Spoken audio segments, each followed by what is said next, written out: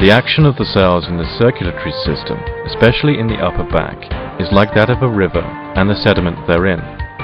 The river flows at full power at the source, carrying everything along with it except the heaviest items. It slows down gradually until it reaches the mouth, when it becomes passive and possibly stagnant. There the sediment stuck in the water sinks to the bottom. Cupping, therefore, removes blood impurities when they accumulate in the upper part of the back, with the result that the patient gets well.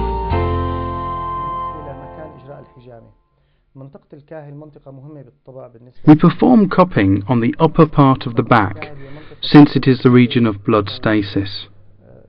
When we sleep at night, we lean on our two shoulder blades at the back. On both sides of the spinal column, we have two muscles where blood stasis takes place. This is because the heart is located above them. So, a current of blood occurs which deposits a concentration of erythrocytes and blood impurities here. This is the site for cupping treatment. Interestingly, when the Chinese classified the nerves branching out from the spinal column into regions, according to their association with the interior organs, they considered the withers, the upper part of the back under the two shoulder blades, the main region through which to treat headaches. About a thumb and a half's length above it, we have the main region through which the Chinese treat different diseases of the lung, especially asthma, by acupuncture. Finally, about a thumb and a half's length below it, we have the main region through which heart diseases and hypertension are treated. So we can see, this region is a very important one, where the blood stagnates in the muscles. So we take the inactive erythrocytes out of it for about 3/4 of an hour, which is the time needed for practicing cupping. Moreover, the incisions heal up quickly in this region because there is no pressure put on this part of the body when we sleep.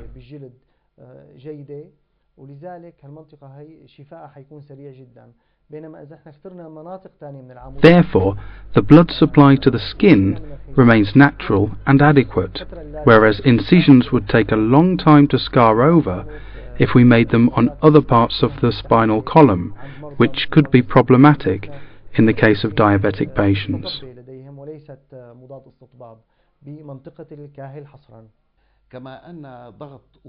The extra pressure caused by blood impurities and redundant erythrocytes hampers the circulation of blood. Once the body has got rid of them by cupping, the blood will flow freely inside the veins and the arteries of the body, and has easy access to the 7 systems of the body and to the cells it couldn't reach before. It can now provide them better with the nutrients and oxygen, and at the same time carry waste and harmful carbon gas away.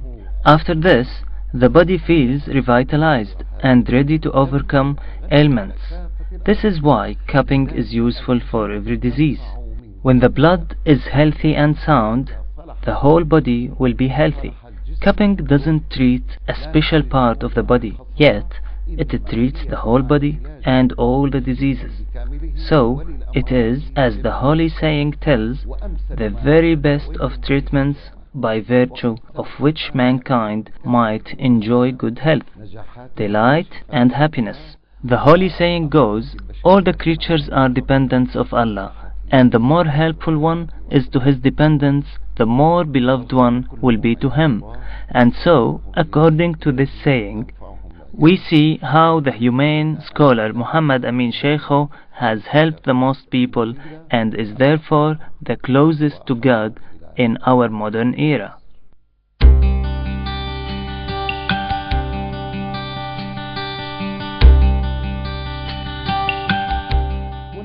There are also time conditions to consider. These are yearly, quarterly, monthly and daily time increments.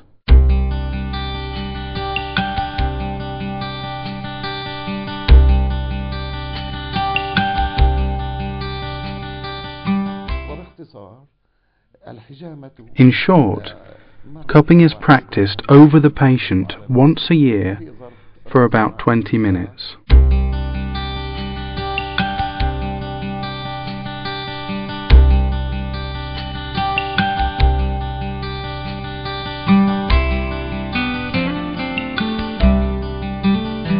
As for quarterly time, cupping is practiced in Syria and Lebanon in spring. But in other countries it is practiced before the extreme heat comes. A holy verse tells us, "Seek the help of cupping to face the extreme heat."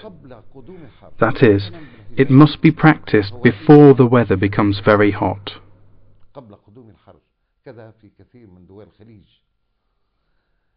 In Saudi Arabia, as well as many of the countries of the Arabian Gulf, its fruits are reaped on the first and the second month, January and February. But in Britain, on the 7th and 8th month. Here, in Syria, it is practiced in spring, April and May. And we may also apply it in March, if the weather is not cold, and in June, if it is not very hot.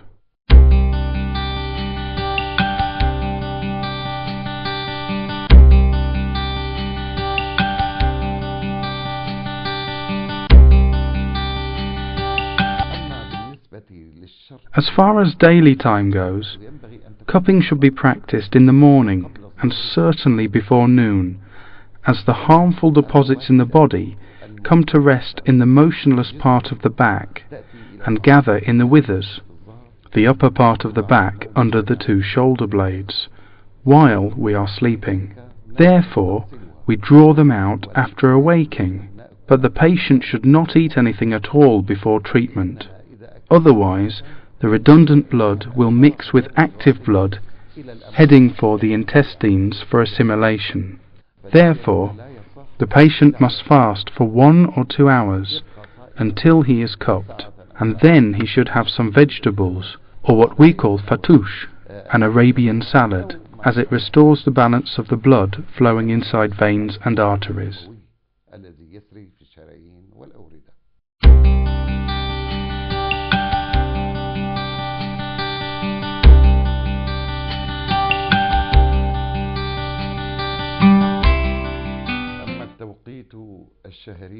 As for monthly time, cupping can be practiced during the second half of the lunar month, before the weather becomes hot.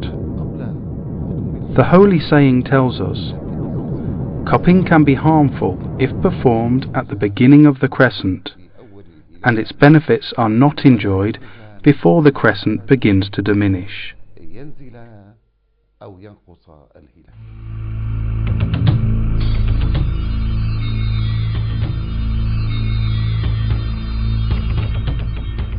The gravity of the moon exerts a huge influence over the human body, which it affects just as it affects the liquids in the seas and liquids in every other solid body. The human body is a part of this universe, and its constitution resembles that of the earth. Liquids form about 80% of our body. Similarly, they form about 71.5% of the Earth's composition. The moon causes an agitation of the blood during the first half of the lunar month. One result of this is that crimes are increasingly committed by those with criminal tendencies, according to Lebert, the American scientist. It's been my experience in my years as a police officer that if it's going to be a full moon, we know we're going to have a busy night. It just seems as though something seems to happen when it gets a full moon. You always seem to have some kind of problems. It just seems to be something in the air that gets people excited, sometimes in the wrong way.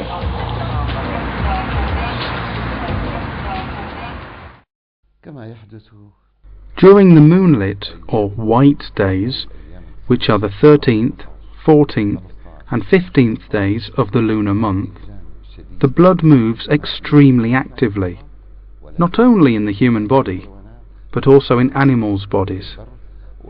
Many animals lay a lot of eggs on land, and the same is true of fish.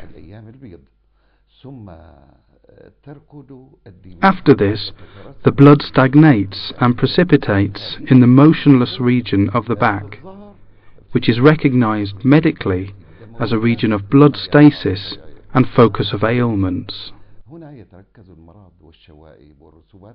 We remove harmful substances through cupping, so that the body becomes sound and healthy. No disease has been sent by Allah without its cure, so why not cure yourselves, people, by applying cupping?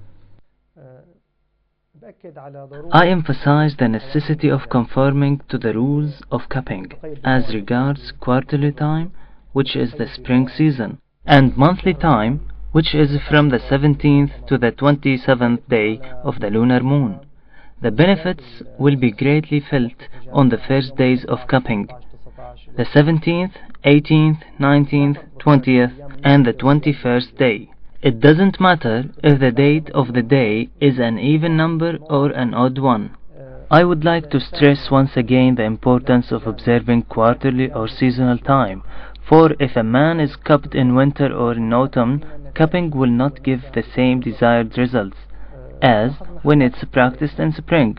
There are many cases of people who underwent cupping in winter, when it caused them flu that lasted for 10 days or so, accompanied with low body temperature.